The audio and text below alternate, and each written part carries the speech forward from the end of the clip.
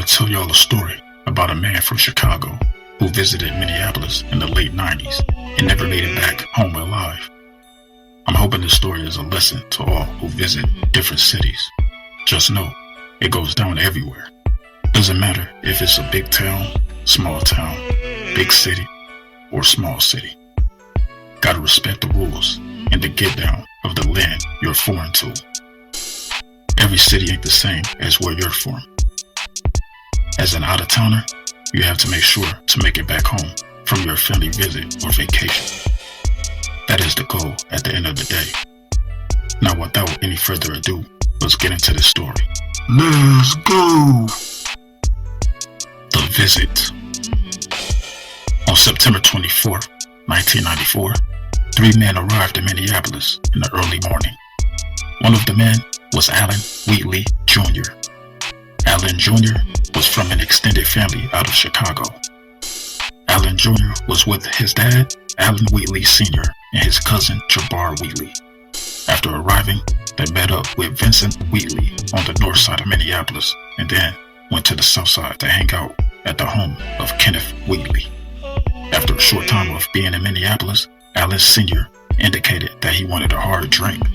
Alan Jr., along with his dad, Alan Sr., his uncles, Vincent and Kenneth, and his cousins, Jabbar and Prentice, walked to the bootlegger's house. Along the way, Alan Jr. and his cousins came across Alonzo Ferguson. Alonzo was a friend of Alan's cousin, Prentice. Upon meeting, Alan Jr. shook hands with Alonzo. The altercation. While walking back to his uncle's house, Alan and his cousins Jabbar was told by Alonzo that they were walking through gang territory. Alonzo let them know that the colors they were wearing was disrespectful to the gang in that area. The color that was being worn by the cousins was the color blue. The area in which they were walking through was the territory of the Rolling 30s Bloods, and they wore red. Alan's cousin, Jabbar, took it as advice, but Alan did not. Alan got upset with Alonzo and told him he would wear whatever the hell he wanted to wear. As Alan and his cousins arrived to his uncle's house, Alan continued his dispute with Alonzo. Prentice tried to intervene, but then Alonzo decided to just leave. As he walked away, Alonzo could be heard saying he will be back. In the living room area of the home, Alan Jr. and Prentice got into a heated argument. Alan believed that Prentice, being his cousin, should have taken his side in the argument with Alonzo. After a while, Prentice got up and left the house. The murder. Later that night, the phone started to ring from inside the house. Alan's auntie, Angela, answered it in the kitchen. It was the ex-boyfriend of one of her cousins. She hung up, and a few minutes later, the phone rang again. This time, Alan Jr. answered and told the ex to stop calling. Alan hung the phone up and proceeded to walk from the kitchen to the living room area where the rest of his family was gathered. As he made his way to the living room, 7 shots rang out through a blinded window. Upon hearing the shots, every member of the Wheatley family dived to the floor in fear and panic. Screams could be heard as each shot pierced through the living room. What seemed like eternity only took a few seconds, and then it was silent. When the smoke cleared and everyone regained composure, they would realize Alan had been shot. Alan sustained a gunshot to his stomach. Family members rushed Alan away from the window and up the stairs to one of the bedrooms. Alan told his cousin Jabbar that he was going to fight. He was going to be okay. Officer Andrew Stender was the first on the scene. As Alan sat on the floor, blood still gushing from his stomach wound, Officer Stender kneeled in front of Alan and asked him how was he doing. Alan said he wasn't doing too good. Alan was going in and out of consciousness. Officer Stender then asked Alan if he knew who it was that shot him. Alan responded by saying it was the Bloods. Alan Jr. was rushed to the hospital, where he died a few hours later. He had succumbed to his gunshot wound. The aftermath. 2 days after the shooting, Alonzo Ferguson was taken in for questioning.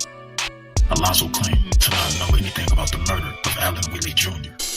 Alonzo also denied ever having a confrontation with Allen Jr. over colors. Alonzo claimed he was at home in bed when the shooting happened. Alonzo was later arrested and his home was searched. No evidence was found to link Alonzo to the murder. He was soon released from police custody. A year later, on November 1995, the police arrested a former member of the Rolling 30s Blood. A man named Johnny Edwards was charged with aggravated robbery. On December 6th, while still in custody, Johnny contacted the police and told them he had information on several crimes, including the murder of Allen Wheatley Jr. Johnny claimed that Alonzo had admitted to shooting Allen Jr.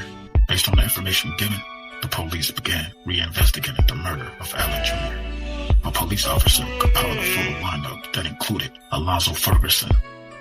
On January 10, 1996, police showed the lineup to Kenneth Wheatley, but he couldn't pick out Ferguson as the person the three brothers had met on the street the night of the murder. On March 15, the police met with Jabbar Wheatley in Chicago. Jabbar was shown the photo lineup, but he could not identify Ferguson, saying that it was too long ago to remember what the man in the street looked like. On January 17, 1996, the Hennepin County attorney charged Ferguson with second-degree intentional murder and felony murder. The state theorized that Alonzo Ferguson, a Bloods member, killed Allen Jr. because of his affiliation to the Black Pea Stones, the Pea Stones being a rival to the Bloods gang, is the reason for the confrontation that occurred over colors. On June 20th, both the Minneapolis Star-Tribune and the St. Paul Pioneer Press ran stories on local gang activity and included a picture of Alonzo, identifying him as the person charged with Allen Jr.'s murder. In July, before the grand jury hearing, the police showed Allen Sr. the photo lineup, and at that time, he positively identified Alonzo Ferguson as the person he and his brothers had met in the street the night of Allen Jr.'s murder. On July 16th, a Hennepin County grand jury indicted Alonzo for first-degree premeditated murder. Alonzo was later found guilty. As of 2025, Alonzo was serving a life sentence in a Minnesota DOC facility. If you enjoyed listening to this story, make sure to share this content. Also like, subscribe, and leave a comment. Smack that notification bell as I keep dropping more content like this. Real stories, past and present situations, things that have happened in the Twin Cities, Minneapolis, and St. Paul. So stay tuned in.